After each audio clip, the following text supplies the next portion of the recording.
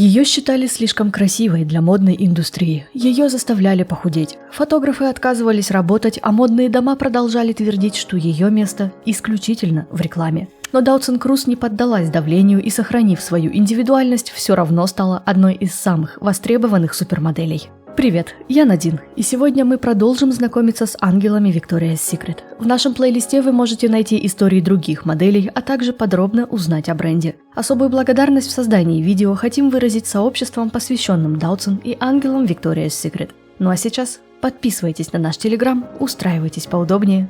Мы начинаем. Даутсон Круз родилась 23 января 1985 года в маленьком городе Остермер, Фрисландия, Нидерланды. Отец будущей супермодели был психотерапевтом, а мать поначалу работала медсестрой, но решила перейти в сферу образования и стала учителем. Также у Круз есть младшая сестра Ренс. Семья Даутсон принадлежит к малочисленному народу фризов. Ее имя типично для фризского происхождения, переводится как «голубка», но за пределами Фрисландии оно практически не встречается. Первые годы жизни Даутсон были довольно непростыми. Отец страдал от депрессии и начал злоупотреблять алкоголем. Произошло это в момент, когда он узнал, что станет отцом, и начал думать, что не справится с этой ролью. У него начались приступы агрессии, и матери приходилось убегать и прятаться в конюшне. В сторону своей жены Йохан никогда не поднимал руку, но был склонен ломать вещи, которые оказывались рядом, что очень сильно пугало беременную женщину. В конце концов, отец отправился на реабилитацию, и первые полгода жизни Даутсон мама растила ее одна. Как сказала затем Круз, «Мое детство – парадокс. С одной стороны много любви и двое замечательных людей с прекрасными наставлениями, с другой – гнев и печаль». Добавив, что мама неоднократно ей говорила, что в случившемся нет ее вины. Росла модель в окружении природы. Родители держали собственное хозяйство и лишь подкрепляли то, что нужно беречь планету. Даутсон делилась, что в детстве ей никогда не разрешали долго принимать душ, она носила свитера из овечьей шерсти, которые вязала ее мама. Если кто-то водил большую машину, родителям было что сказать по этому поводу.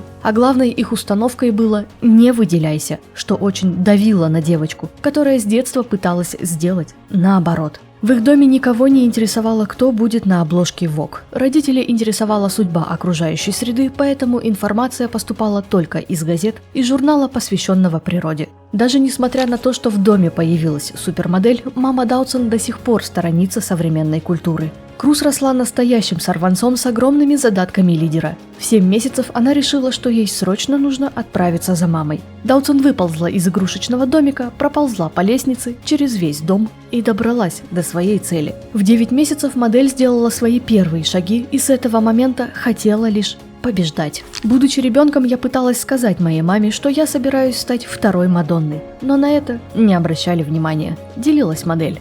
В их доме внешняя красота никогда не стояла во главе стола. Никто не говорил ей, что она красивая и милая. Это было попросту неважно. Ее мама не тратила деньги на маникюр или укладку, а в Даутсон видели будущую спортсменку. Она пошла по стопам родителей, которые в юности занимались конькобежным спортом, и думала о профессиональной карьере конькобежца. Мама была уверена, что пробивной характер дочери принесет ей все самые престижные награды в спорте. Круз не видела преград ни перед чем. Когда ей было 16, в 25 километрах от их деревни жил парень, который очень нравился модели. Однажды она достала кроссовки и решила пробежать ради него полумарафон. Во всем, к чему она стремилась, она была первой, провокатором, которому размеренная жизнь быстро надоедала. Но несмотря на это, Круз называла себя слишком дисциплинированной. В школе строго по расписанию делала домашнюю работу и в 21:00 должна была лечь спать. Это настолько закрепилось в ее жизни, что сохранилось по сей день. Посмотреть фильм после 11 вечера для нее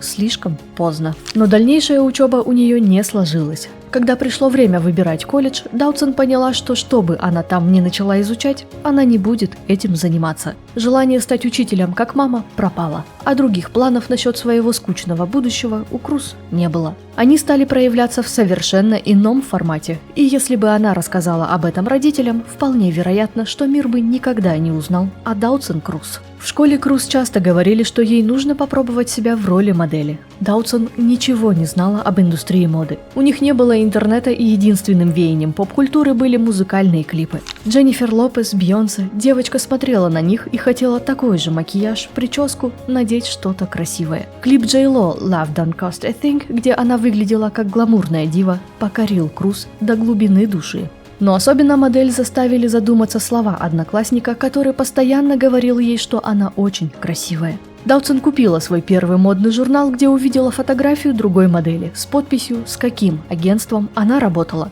Круз взяла обычные фотографии из своей жизни, не полароиды, которые чаще всего отправляют начинающие модели, где можно оценить их фигуру и внешность, а просто фото, которое сделала ее сестра во время отдыха, и, не рассказывая никому, отправила их папарацци Model Management. Детские слова о том, что люди узнают, кто она, стали воплощаться в жизнь. В первый раз фотографии затерялись на почте. Модель, продолжая хранить все в тайне, позвонила в агентство и уточнила, получили ли они фотографии. Ей ответили, что нет. Круз отправила их повторно, и в 2003-м 17-летнюю Даутсон заметила основательница агентства Сара Келлер. Тот самый обычный день перевернул все и для Круз, и для Келлер. Для первой открылся весь мир, у второй появилась главная звезда, успех которой Саре пришлось выбивать. Фотографии Даутсон покорили Келлер с первого же взгляда. Она сразу разглядела потенциал будущей супермодели. Но в рассвет нереалистичных стандартов худобы и андрогинности этот потенциал увидела только Сара и ее правая рука Мо Карадак. Они показывали фотографам полароиды своих моделей, и те каждый раз пропускали фотографии Даутсон. Келлер буквально умоляла их сделать пробную съемку, что фотографы принимали как профессиональное оскорбление. А причина была проста. Круз считали слишком красивой. В то время это было не модно. Но Келлер не собиралась отступать и отправила Даутсон в Нью-Йорк. Девушка, которая всю жизнь прожила в своем маленьком городке, первый раз приехала в Амстердам и даже не слышала про большинство дизайнеров, отправилась в неизвестность в другую страну, что, конечно же, стало огромным испытанием. Круз, привыкшая к родной стране и размеренной жизни с семьей, очень трудно перенесла перелет. Мо, который стал ее агентом, прилетел вместе с ней, чтобы поддержать первые несколько недель. Даутсон жутко скучала по дому и поделилась, что когда Мо собрался улетать назад в Нидерланды, вцепилась в его ногу, как маленькая девочка. «Я плакала и в течение первых месяцев боролась с бессонницей», — добавила Круз. Мама модели затем делилась, что если бы она узнала о поступке своей дочери, конечно же, возникли бы определенные «но». Когда Даутсон пригласили для тестовой съемки, она отправилась вместе с ней. Это было довольно странно наблюдать за тем, как неизвестные люди измеряют ее обхват бедер. Мир моды разительно отличается от фрисской деревни, в которой она выросла. Я думала, что она собиралась в Милан или Париж, но ее отправили сразу в Нью-Йорк. В моей голове постоянно мелькали картины. 18-летний ребенок с портфолио в руке, бредущий на кастинг в огромном мегаполисе. Однако я всегда давала Даутсон выбор. Я поддерживала, когда она была ребенком, но настал момент отпустить ее, чтобы она самостоятельно изучала этот мир. Мы созванивались, и иногда она плакала: «Я хочу домой». Тогда я сказала: «Для тебя всегда будет существовать место на земле, где тебя ждут».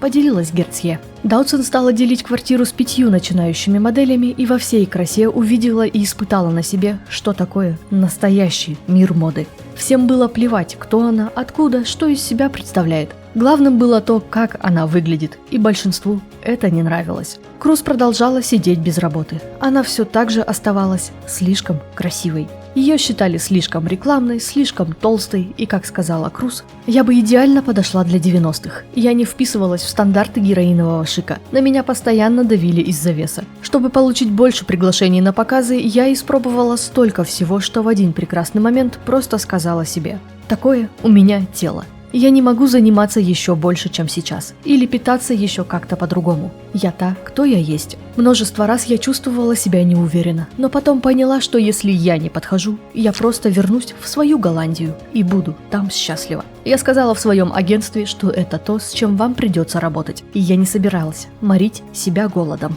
Но кастинг за кастингом Даутсон продолжала слышать одно: тебе нужно сбросить вес. С каждым разом принимать эти слова было все сложнее и сложнее. Совсем юная девушка, не имевшая понятия, кто все эти люди, как зовут фотографов и что за дизайнеры называют ее толстой, начала задумываться о том, а не бросить ли начатое. Я очень скучала по дому. Я помнила, что у меня есть любящая семья, и я всегда смогу вернуться к обычной жизни, если не получится стать моделью. Но шаг за шагом я переросла это ощущение и не отступила. Делилась Круз.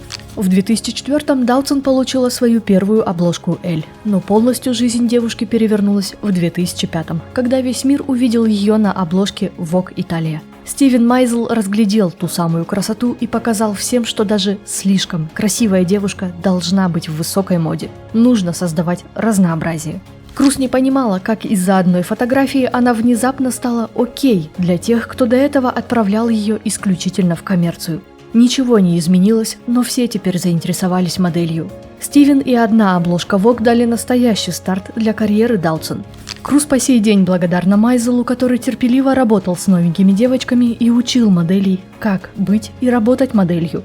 В этом же году Даутсон появилась еще на 2 обложках Vogue для Португалии и Японии. Высокая мода распахнула свои двери. Правда, руку к этому успеху приложил не только Стивен. Сара решительно говорила «нет» огромному количеству компаний, связанных с коммерцией. Среди них была работа с Guess, где фотографом выступила Эллен фон Унверт. Келлер начала обсуждать детали и пришла к твердому решению, что Даутсон не будет этого делать. Все подумали, что я сошла с ума. Фон Унверт лично позвонила мне, закипая от ярости. Что я только думала в тот момент, решив не давать шанс голландской девочке. «Я сделала Клаудию Шифер большой звездой», — кричала она мне в трубку. Но я прекрасно знала, что если долго увлекаться коммерцией, то про издание высокой моды вы можете забыть навсегда. Тем более про одиночную обложку Vogue, рассказала Сара. Она намеренно рассылала фотографии Круз людям, связанным с высокой модой, и по возможности перекладывала полароиды Даутсон ближе к Кейт Мосс и Стелли Теннант.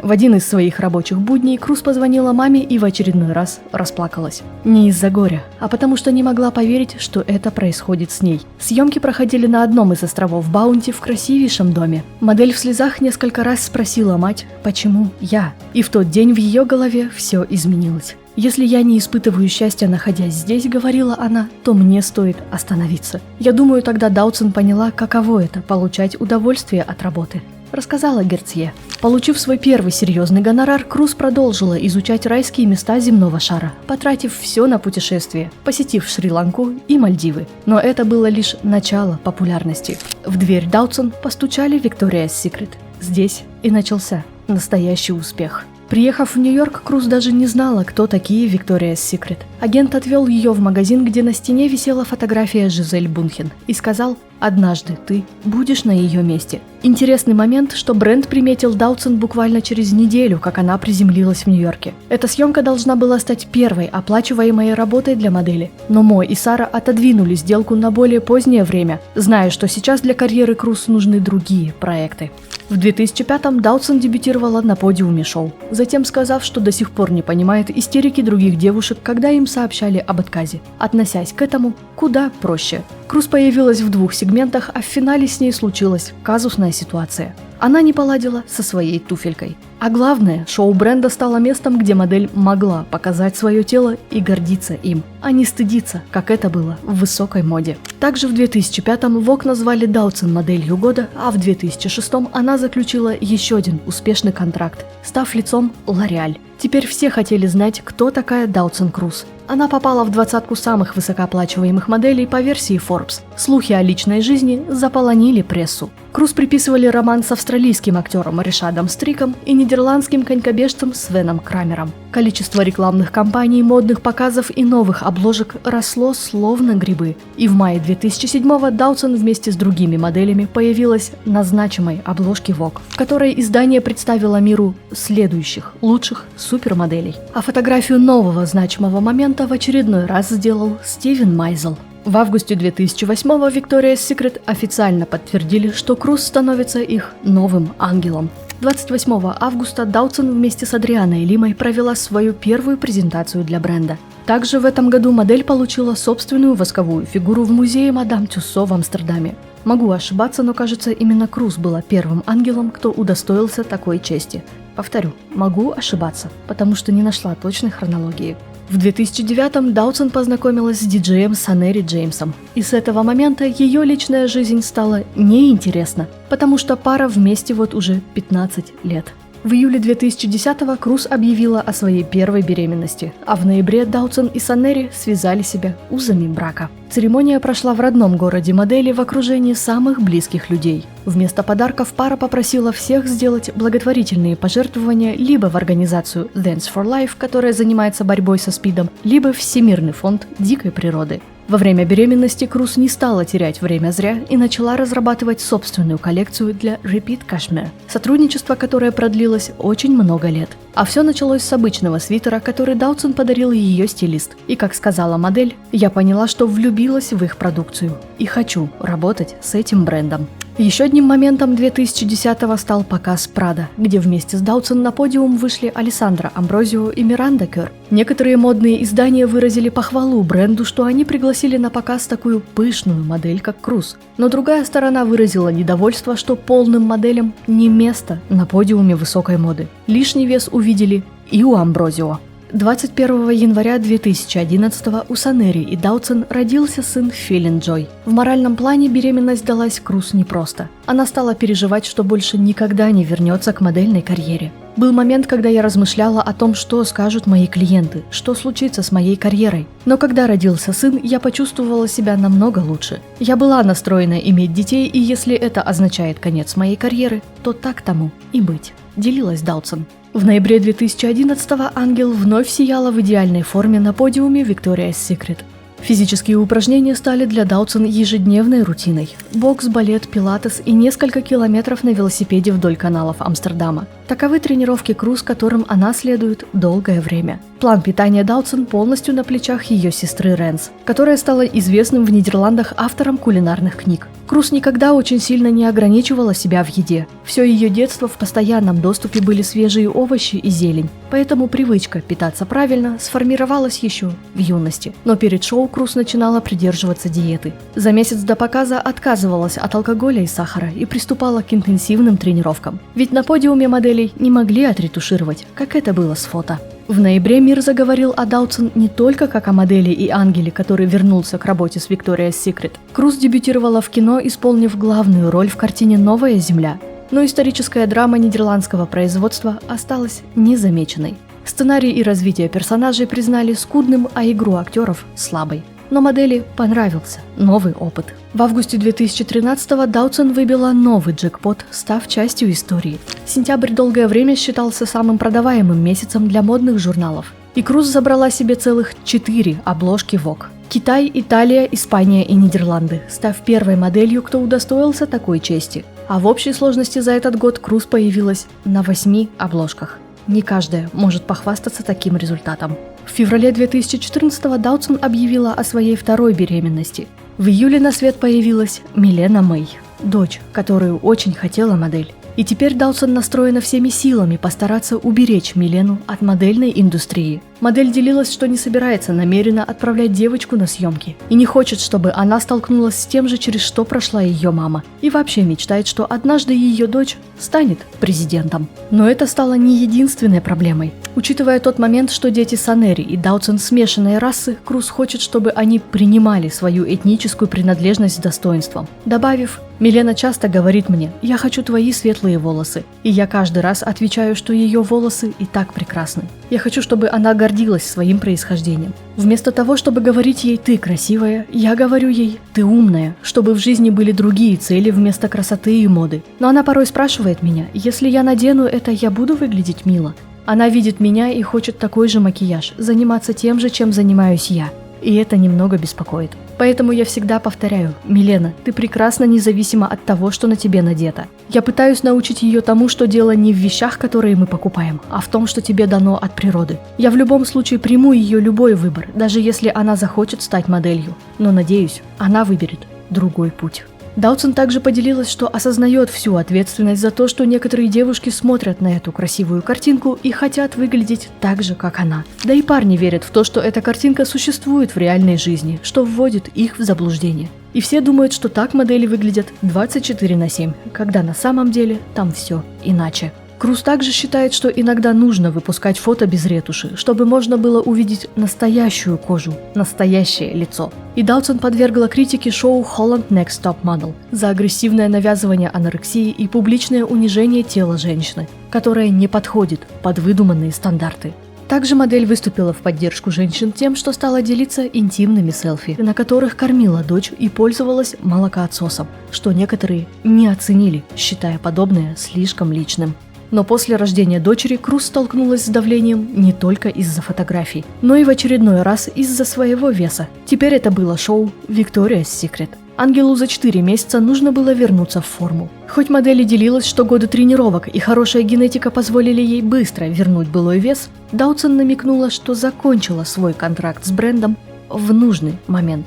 Как только Круз сложила свои ангельские крылья, репутация Victoria's Secret пошла на дно. Даутсон с теплотой и благодарностью вспоминает те времена, так как контракт с брендом подарил ей настоящую популярность, но Ангел приняла решение двигаться дальше. Уход Круз вызвал очень много вопросов, потому что долгое время руководство бренда никак не комментировало слухи, которых становилось только больше. Пошли сплетни о конфликте, что Даутсон надоело, что ее не замечают. За все годы работы единственной привилегией стало закрытие шоу 2009-го, что модель, вероятно, попросила больше денег, как это было с Жизель, что бренд не потянул. Или же все было куда хуже, и Даутсон лично столкнулась с женоненавистничеством, которое стало процветать в Victoria's Secret. Кстати, если станет интересно, почему ангелы уходили с бренда, некоторые проработав там всего год, дайте знать в комментариях, потому что здесь можно рассказать немало неприятных моментов и поднять очень много слухов. Наконец, Эд Разик, главный директор по маркетингу, выступил с заявлением, сказав, что у Даутсон появился более выгодный контракт в Европе, который противоречил бы ее обязательствам перед Victoria's Secret. Поэтому по просьбе ее агентства Круз освободили от контракта. Не было никакого конфликта, никакой враждебности. Все, что писали в сети – чепуха. Он по-прежнему уважает Даутсон и считает ее одной из самых красивых женщин в мире. Далее Круз сама подтвердила слова о контракте с другим брендом белья, где она была единственным амбассадором. Этим брендом стал Hank Miller, где затем Круз выпустила собственную линию под названием Dautson's Stories, раскритиковав Victoria's Secret за то, что они стали набирать новых моделей каждый год и переставали продвигать их 6 главных ангелов. А также модель переехала назад в Амстердам из Нью-Йорка, где выбрала тихий район, похожий на ее родные места, отказавшись от воспитания своих детей в шумном мегаполисе. В 2016-м совместное фото Даутсон с другими ангелами с репетиции нового шоу Victoria's Secret спровоцировало волну слухов, что она вновь работает с брендом. Но Круз посетила показ лишь в качестве зрителя и опровергла слухи о своей 3-й беременности, которые также стали активно распространять как один из поводов, почему модель не согласилась выйти на подиум в очередной раз. Также в этом году в Нидерландах в продажу поступили 10 почтовых марок с изображением Даутсон, а главным стал запуск собственного фонда Not on My Planet, который стал заниматься спасением слонов. Фонд был создан совместно с Дэвидом Бонувиером, агентом Круз из DNA Models, и его невестой Триш Гофф. Они вдохновили Даутсон на путешествие в Кению, где она с первого взгляда влюбилась в слонов. В течение 2 часов они всей семьей наблюдали за этими животными. Круз рассказала, что даже ее 4-летний сын был настолько заворожен увиденным, что в течение этого времени не издал ни звука. Далее Даутсон ознакомилась со статистикой и узнала, что ежегодно от рук браконьеров гибнет более 30 тысяч слонов. 1 слон каждые 15 минут, что повергло модель в шок. По возвращению с Кении Круз сразу же стала говорить об этой ситуации у себя в соцсетях, а также плотно сосредоточилась на масштабной пиар-кампании. На слова Даутсон откликнулись несколько брендов, среди которых были Tiffany & Co. и Victoria's Secret. А также к компании присоединилась знаменитая троица Наоми Кэмпбелл, Кристи Тарлингтон и Линда Евангелиста. Круз связалась с Линдой и Кристи, которые позвали Наоми. Последний снимок Святой Троицы был сделан в 90-е, и они ради компании снова собрались вместе. На этом Даутсон не остановилась и начала связываться с другими. Джиджи Хадид, Карли Клосс, Жизель Бунхен, Кэндис Сванепул, Джоан Смолс, Миранда Кёр, Адриана Лима, Леонардо Ди Каприо и еще огромное количество известных людей присоединились к фонду. Tiffany & Co. запустили рекламу на Таймс-сквер, а Victoria's Secret предоставили Даутсон 4 VIP-билета на их шоу 2016 года, которые продали на аукционе за $250 тысяч. Благодаря такой масштабной кампании 1,5 миллиарда человек по всему миру обратили внимание на данную проблему. Привычки, привитые модели с детства, остались с ней навсегда. Даутсон ненавидит зоопарки и считает жестокостью содержать животных в неволе. В детстве, узнав о том, что французы проводят ядерные испытания в океане, модель устроила бунт. Под раздачу попал французский сыр. Круз заявила матери, что больше не будет его есть. В ее доме вы не найдете одноразовую посуду, пластиковые пакеты и контейнеры. Круз признает, что иногда перегибает палку, о чем ей постоянно говорит муж, но не может избавиться от этих привычек и надеется, что дети хотя бы частично, но также начнут следовать им. Также Даутсон активно поддерживает равноправие, заявляя, что все люди должны быть равны, независимо от пола и расы. Она задумывалась о создании собственного шоу, где хотела обсудить с другими главные проблемы модной индустрии, особенно то, как обычным людям навязывают ненужные стереотипы. В 2017-м Круз еще раз решила попробовать свои силы в кино. Она была утверждена на роль одной из амазонок в фильме «Чудо-женщина». Даутсон с детства была поклонницей данного персонажа, поэтому когда агент сообщил ей, что директор по кастингу ищет женщин на роль амазонок, модель тут же захотела пройти прослушивание. Ее главным плюсом стало то, что Круз могла самостоятельно сидеть в седле, что было важно для съемок. Вместе с другими Даутсон приступила к активным тренировкам боевых сцен. Она научилась не просто ездить верхом, но и при этом виртуозно владеть мечом. Пэтти Дженкинс, режиссер картины, похвалила Круз за отлично проделанную работу. Именно такой она хотела видеть настоящую амазонку. Изначально роль Винелли была немой. Однако, учитывая ее вовлеченность в процесс, Дженкинс решила дать Круз пару строк текста. А Галь Гадот рассказала, что у Даутсон даже были идеи касательно ее роли, которые, к сожалению, не попали в финальный монтаж. Круз еще дважды вернулась к роли в «Лиге справедливости» и второй части «Чудо-женщины», но на этом ее актерская деятельность закончилась. Модель рассказывала, что с радостью бы снималась больше, но это сложно из-за стереотипов. Как модели ей в основном предлагали роли красавиц, с которыми мужья изменяют своим женам. Она же хочет сниматься в кино, которое имеет смысл. Даутсон стала посещать уроки актерского мастерства и все ждет тот самый звонок, на который ответит «да». С 2018-го Круз стала интересовать мир больше не как модель, а как человек, который то и дело попадал в скандалы. Она переболела болезнью Лайма, которой заразилась на съемках второй части «Чудо-женщины», а также поддержала словесные баталии, в процессе которых обругали семью Кардашьян-Дженнер. Vogue опубликовали пост, в котором назвали Ким меняющей индустрию моды и признали ее главным инфлюенсером года, за что она должна была получить награду. Даутсон лайкнула некоторые из комментариев, где пользователи советовали вручить награду пластическому хирургу, что Кардашьян дают слишком много почестей. Ни за что. Она не вдохновляет, а просто платит журналам, чтобы они размещали ее фотографии. И Vogue одни из них. А также насколько наше общество покалечено, раз она или кто-то из ее семьи вдохновляют кого-то.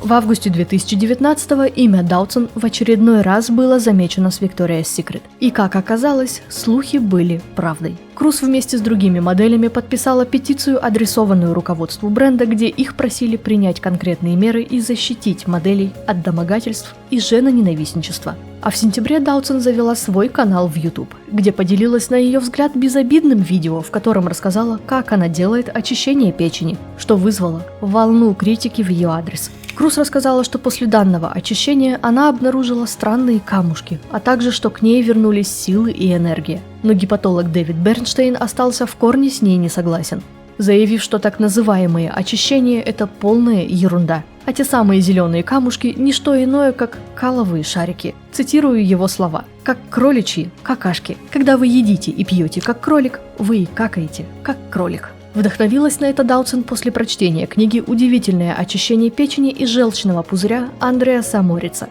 Также в видео Круз жаловалась на головные боли, которые, как она считала, связаны с выходом токсинов из организма. Однако Бернштейн назвал это обыкновенным обезвоживанием и показателем отсутствия нормального питания. В комментариях также многие отметили, что подобный контент не для медийной личности, у которой армия поклонников, и которые тут же решат сделать то же самое. В 2020-м ситуация стала хуже. Планету накрыла пандемия, и Даутсон встала на сторону конспирологов и антиваксеров. Она несколько раз публиковала у себя в историях репосты видео, которые подогревали интерес к теориям заговора, включая то, что фармацевтические компании ведут грязную игру, что в вакцину тайно вводят чип, дабы контролировать людей. Также, что вакцина создана сатанистами для сдерживания роста населения мира. Чтобы избежать ответственности за свой пост, Даутсон подписала, что, возможно, это фейк, но эту информацию нужно услышать. Сообщение Круз вызвало настоящий переполох. Журналисты стали писать, что это безумие, если подобные вещи начинают считать за правду. А ведущий Сандер Шиммель-Пеннинг написал, что, по всей видимости, эти глупые дамы не читают газеты и не смотрят новости, узнавая о последних событиях от личностей в сети, которые понятия не имеют, что действительно происходит. Модель какое-то время не появлялась в Инстаграм, но внезапно появилась снова, чтобы добавить критики в адрес политиков и фармкомпаний. А всего 2 слова поставили жирный крест на ее репутации. Круз написала, что хотела сбежать в свой семейный пузырь и игнорировать негатив, сосредоточившись на позитиве, но больше не может закрывать глаза на несправедливость, которая творится перед всеми. Добавив, что ее не заставят сделать вакцину, не заставят доказывать, здорова ли она, чтобы участвовать в жизни общества. Даутсон стала призывать других людей высказываться против, а в конце концов опубликовала картинку с надписью «Спасибо, коронавирус», заключив, что все это на благо планеты. На защиту Круз встала Жизель, написав, что Даутсон добрый и любящий человек, и вся эта ненависть, с которой она столкнулась, не оправдана. Круз просто выразила свои чувства. Модель попыталась оправдать свои слова, что она прекрасно все понимает, как тяжело было работникам здравоохранения, она не хотела показаться неуважительной, просто озвучила свое мнение, которое разительно отличается от того, что говорят в новостях. Ее агенты заявляли, что Даутсон многих вдохновила своей смелостью, но было поздно. Репутация и популярность пошатнулись. Ее назвали глупой гусыней и посоветовали конкретно подумать о том, что действительно происходит в мире. Но и это еще не все. Достоянием всего мира стала информация о том, что Круз подала заявление на государственную компенсацию потери доходов из-за ковида. И на ее счет было зачислено в общей сложности 18 817 евро, при том, что состояние модели оценивалось в 29 миллионов евро. Глупой гусыне добавилась эгоистка и нарцисс. Во время всех этих скандалов в жизни Даутсон случилось еще одно печальное событие. В мае 2021 в возрасте 53 лет от рака легких скончалась Сара Келлер. Главу агентства долго не выбирали, им стал Мо Карадак. А вот Круз сделала очередное громкое заявление. В январе 2022 Круз заявила, что на время прекращает свою модельную карьеру. Она больше не хочет работать на модные косметические бренды, которые отныне не поддерживает в плане их политики. Также модель добавила, что ее насыщенная жизнь подошла к концу из-за пандемии, сравнив прошлый опыт со скорым поездом, с которого она не могла спрыгнуть. Время ковида было для нее своего рода вдохновением, Даутсон устала молчать. Клиенты называют это профессионализмом, когда ты молчишь и не жалуешься. Даже когда выходишь на мороз в бикини в -5 или в 2 часа ночи ждешь свою примерку, чтобы попасть на показ. Все желающие могли поделиться со мной своими творческими идеями, фотографы, стилисты, визажисты, но меня не слышали. У меня, как у модели, никогда не было права голоса. И именно отсюда мой бунт. В 2013-м я написала в Твиттере «Спасите Палестину», когда страна была полностью разбомблена. Крупная косметическая компания заставила меня удалить этот твит. В моем контракте было указано, что я не могу делать политические заявления. Я вышла из этой бессмысленной погони, заявила Круз, назвав мир моды коррумпированной средой. В июле Даутсон нарушила свой перерыв и приняла участие в показе «Алая», где поддержать ее пришли Санери и Милена. После шоу Круз на 1,5 года исчезла из модной индустрии. В 2024-м Даутсон вернулась к работе, и начала она с того места, где когда-то стартовала ее настоящая популярность. Victoria's Secret представили новую линейку белья Body by Victoria, лицом которого стала Круз. Мо, не скрывая, заявил, что после пандемии и всей суматохи вокруг имени Даутсон она действительно начинает все с нуля. После выхода первых фото многие назвали Круз лицемеркой. Но Карадак стал уверять всех, что Даутсон никогда не говорила, что больше не хочет работать с брендом. Тем более сейчас, когда их политика и руководство полностью перестроились. В октябре 2024-го шоу Victoria's Secret триумфально вернулось на подиум. И Круз вернулась вместе с ними, даже как и в первый раз, оказавшись в неловкой ситуации. Каблук попал в щель, и Даутсон застряла в подиуме. На этот раз бренд не стал поднимать хайп на казусном моменте, моменте и вырезал его из официальной трансляции. Но в век смартфонов интернет стал помнить все гораздо больше. Но из-за свое возвращение модель подверглась критике. Многие не оценили то, что Victoria's Secret пригласили ее вновь поработать с ними, оставляя гневные комментарии, что антиваксеру не место на подиуме шоу. А также отметили уставший вид модели, что привело к другой порции комментариев о том, что Даутсон поддалась диетам и псевдоочищениям, что пошло ей не на пользу.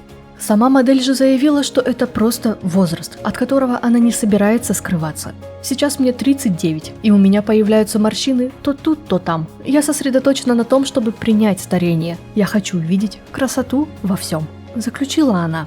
После рождения детей Даутсон задумывалась о пластической хирургии. Она была уже не так довольна своей грудью, но страх перед осложнениями взял вверх. И Круз отказалась от этой идеи. Даутсон не против пластики, называя ее прекрасным решением для тех, кому это действительно необходимо. Она не из их числа.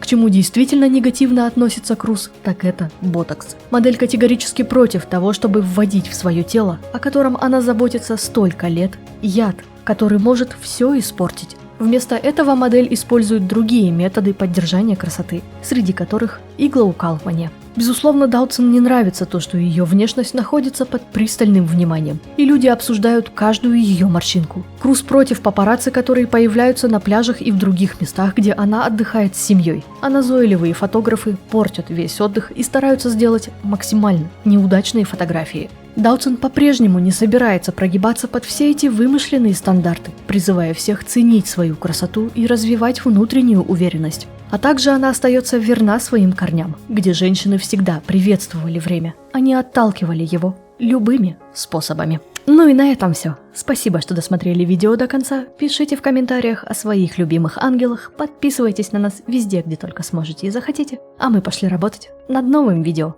Увидимся совсем скоро.